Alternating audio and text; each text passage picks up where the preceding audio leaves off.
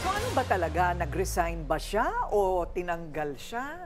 Tinanggal. Tinanggal, malinaw, Si ano? E.S. Bersamin, oo. Yes. At least from his end. Kasi sabi niya, hindi siya nag-file ng resignation letter, hindi ba? Right. Sinabihan siya the day before, I think it was Monday, na he's on his way out.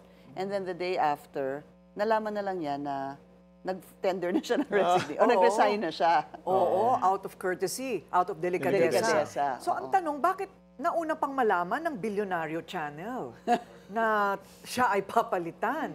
Matagal ng ano. May ugong na kasi Nire-report dati yun pa. ng BNC. Ang tanong ko lang doon, Pinky Willard, bakit iba ang mga messaging nila? Sa Malacanang, iba yung sinabi ni Yusek Claire, iba rin yung sinasabi ni Bersamin, and probably iba-iba yung version dun sa loob. Kailangan isa lang ang kwento para Para credible. malinaw. Dapat isa lang yung Viber group chat. Oo. Hiwa-hiwalay pa Dapat kasi. lahat sila nandun. Oo, kasi kapag nagagalit ang isa mong close-in, Yeah. delikado. Hindi ba? Sabi niya, wala siyang sama ng loob sa presidente, pero parang may sama siya ng loob doon sa nangyari.